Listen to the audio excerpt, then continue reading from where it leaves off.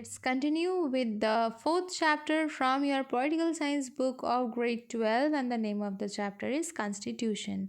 And today we are going to start from constitutions of UK, USA and India and their amendment process.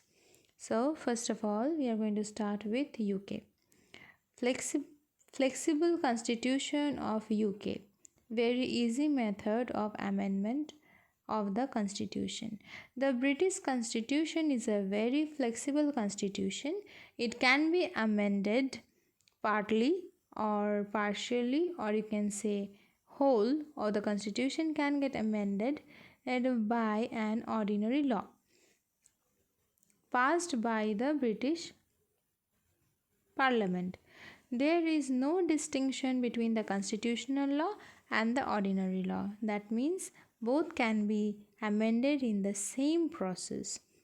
Since the British upper house, the House of Lords, has very limited power in the legislative work, the real law making power is in the hands of the House of Commons. The British Parliament can pass a law by a simple majority and can make amendment of the constitution. The British constitution has been continuous to be a very flexible constitution, and its flexibility has helped it to keep a good space with needs of the changing socio-economic and political environment of the country.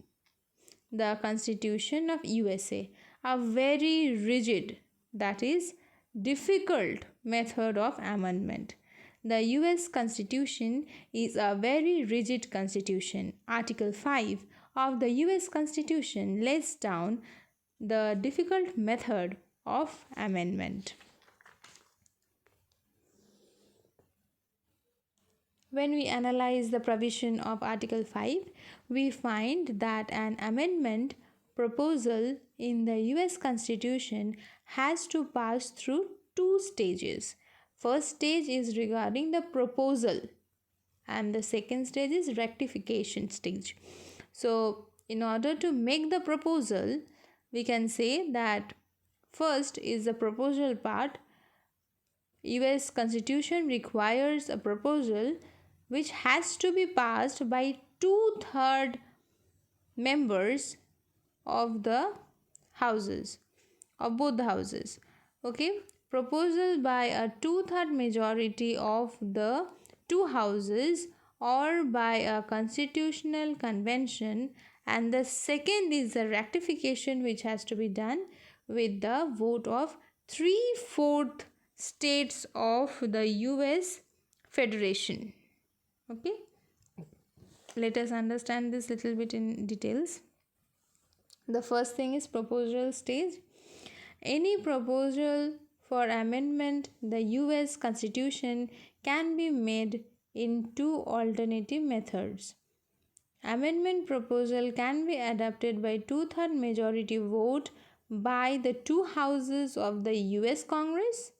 That means US Congress is having two houses. Both the houses can bring the proposal of the change. They are bringing the proposal. They are bringing the bill in front of the Congress.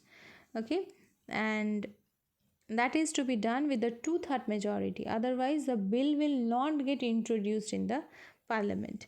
Okay, you can see, and next is the amendment proposal can be adopted by the Constitutional Convention, which may be summoned by the US Congress when 2/3 of the state legislature may make such a request. So state legislature is making a request in USA, whereas you will not find this facility given to the Indian states. Okay, in Indian system, the parliament is only having the right to change the constitution, and the states cannot make this kind of proposals. Second is rectification stage, is the second stage. An amendment proposed which clears the first stage. That means they are getting the 2/3 vote. 2/3 vote. If the bill is introduced by the legislature, they have to get the vote of the Congress. Okay, 2/3 vote is needed. maybe whoever is introducing, two-third vote is needed, and two-third vote doesn't mean that the total members, suppose there are 1,000 members and they are asking for two-third vote of all the members. Not all the members, they are saying that the present members, two-third votes of the present members. Okay, an amendment proposal which clears the first stage goes for rectification. There are again two alternative methods of rectification, and it can be done either by the legislature of two-thirds of the state legislature or by special conventions of two-thirds of the states and of the US Federation. Again, if the bill is introduced by the legislature, they are getting the two-third vote first for the proposal stage, and in the second stage again they are getting the 3/4 vote and rectifying it. Okay, similarly when it is introduced by the, you can say, by the either house, then they are getting again the vote of the Congress and they are deciding. The US Congress decides as to which mode the rectification is to be followed in a given case. So they are deciding first who is going to do the changes. It is a Congress, it is the states. Okay, if state is demanding or requesting something like that, so the Congress is having the power to decide how they are going to act on those cases. Some of the clarifications are given here regarding our US article number 5. Okay, that two-third majority of the members present in each house of the Congress acting individually. It does not mean two-third majority of the total membership of two houses in a joint session. I told you just now, amendment proposal which successfully passes two stage does not require president's signature. Okay, in US they are saying they do not need the signature of the president. Okay, the Congress also fix the time limit within which the state have to give its verdict. If the state is bringing some kind of changes, the Congress is fixing a time that within this time frame you have to complete the work. Next, if a state rectifies an amendment, it cannot withdraw its approval at the later date. So if any state is rectifying any law, later dates they cannot withdraw, that they cannot change it.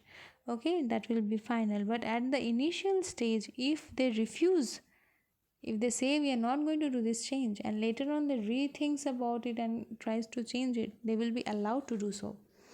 An amendment, whatever amendment is done either by the state or by the houses of the parliament or Congress, you can say, so that is again going to the Supreme Court, and the Supreme Court is applying is judicial review and finding whether it is violating the constitution or not. If it is violating the constitution, then it will get rejected. Okay, the same thing you will find in India also. Whenever the parliament is passing any kind of law, it is going under judicial review, and our Supreme Court and High Court both are deciding whether it is constitutional or it is unconstitutional. If unconstitutional, it will get rejected. Okay, next we are having limitations of the amendment method of US Constitution. First of all, it is a very slow and rigid process. You have understood that first they are proposing, then they are again amending, that means rectifying and everything.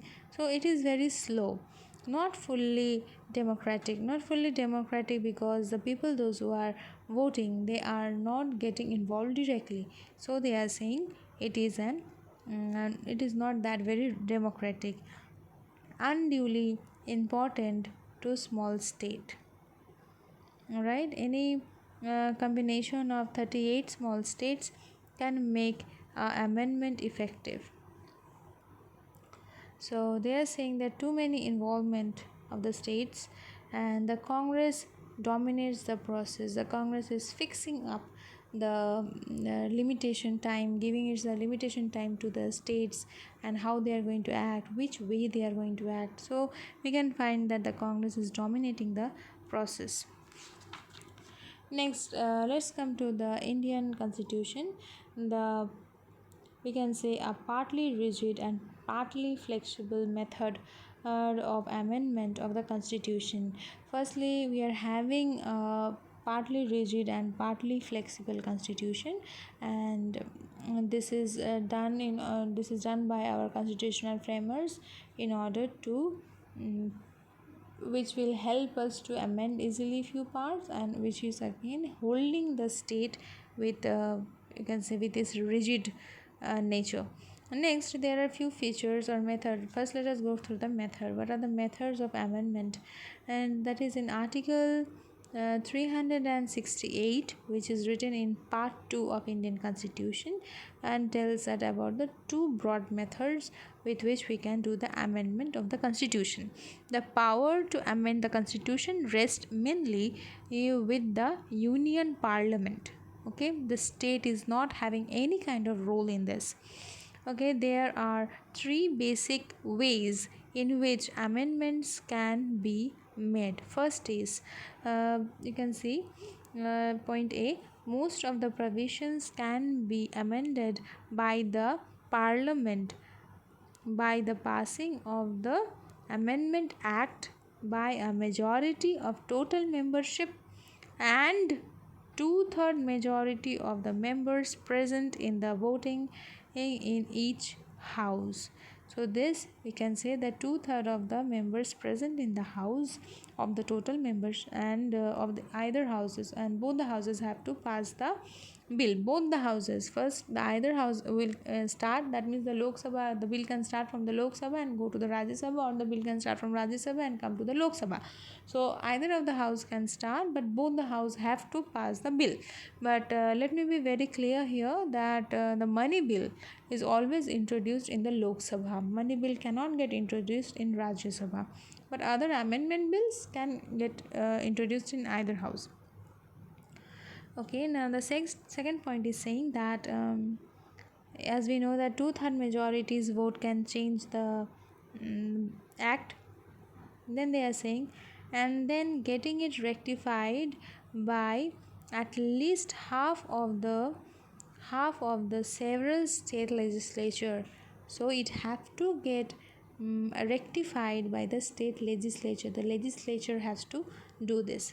Okay, several specified constitutional provisions can be amended by the Parliament by passing an ordinary law by a simple majority. The flexible laws can easily get amended with the simple majority vote. Okay, the President's signature is required for making the bill into act. The amendment bill can become amendment act only with the signature of the President. That is very essential. An amendment bill can be introduced in either house of the Parliament. Already told, all state legislature have been denied the power to initiate amendments. State legislature cannot introduce any kind of or request for any kind of amendment. Okay, this request can be done only by the Union Parliament, and after passing that they can pass down the bill to the state legislature, but no state legislature can request for the amendment. The judicial review lies in the hand of the Supreme Court, judges of the Supreme Court and the judges of the High Court. The Parliament has the power to amend each and every part of the Constitution. Even the preamble of the Constitution is also amendable. Okay, Article 368 of Indian Constitution, method of amendment in the Part 20, which contains only one Article 368. The Constitution deals with the power of the method of amendment of the Constitution. It gives the power to amend the Constitution to the Union Parliament. The two houses of the Indian Parliament together exercises the power. Okay, we have already came across. Let us see the method. Here they are saying amendment by two-third majority of both the houses. of the parliament. Second is amendment by two-third majority of both the houses of the parliament and rectify by at least half of several state legislature. Next, the third point is amendment and in some parts of the constitution by enactment of laws passes by a simple majority of the parliament. Okay, so here are a few more things written here. The first part which they have discussed, that where the amendment by two-third majority of each of the house of the parliament, article 326. So the bill first can get introduced in either house, Lok Sabha, Rajya Sabha. They will have to give two-third vote. Then that bill will go to the next house. There also they will acquire two-third of its vote, and then that will give passed down to the president, and the president will put its signature, and then it will become an amendment act. Okay, so we can say that the constitution, we can say that the constitution can be amended by the union parliament alone. In the first thing where they are saying that only the union parliament is taking participation. For this purpose, an amendment bill has to be passed by each of the two houses by a majority of its total members and by the two-thirds majority of the members present and voting. This is a rigid method. Okay, so this is a rigid method where they are saying where the total members, out of the total members, two-thirds have to vote, and on that present date how many are there, two-thirds votes are needed in favor to change that bill into act. Next, the second method they are saying is having two stages. Okay, first, the passing of the amendment bill by both the houses in the union parliament by a majority of total membership and a two-third majority of members passing present and voting each house. Okay, this is the first stage we came across. The second method they are saying the first stage is getting repeated here, and they are adding something in the second point. The amendment bill has passed the parliament because was an act only after it secures rectification from at least half of the several state legislatures and the assent of the president. In the second method they are saying not only the two-third majority of the vote is needed from the members of the parliament, other than that they are asking for the sanction from the state legislature, and the signature of the president is also needed. Okay, so there are few laws which is written. You can see few articles are written which comes under the method of rigid amendment. Okay, next we are coming to the third type of, you can say, amendment, that is simple majority vote amendment. This is for the, you can say, ordinary law, and this can be done with only with the 50% members present in the parliament. Okay, there are few laws written here, again few articles are written here, a list is given. You try to learn at least 2 to 3 from here, where they are saying that what is the flexible laws present in our constitution. Limitations in the method of amendment of Indian constitution: it is undemocratic in nature. As you know, people are not directly casting their vote, so they are calling it undemocratic. Next is very flexible. Few parts are very flexible, few parts are very rigid. Okay, these are the complaints. Next, they are saying lack of procedure of resolving deadlocks over amendments. Okay, whenever there is any deadlock, that is between the Lok Sabha and the Rajya Sabha, a joint session is called for this kind of decision. If there is a tie between two houses when they are deciding something, then they have to call for a joint session. They are not having any third method. They have to call a joint session and then solve the issue. Okay, less importance to the states. The states are not having the power to even request for any kind of amendment. Right, in the constitution, no time limit of rectification by states.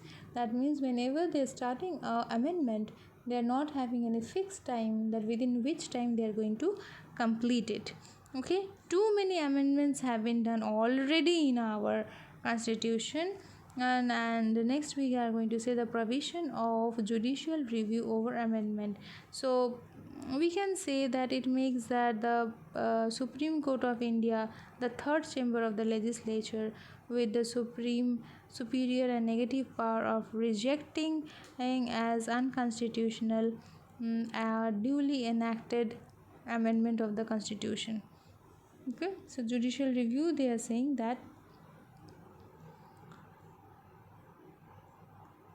the system of judicial review of an amendment which stands duly passed as under Article 368 is unnecessary.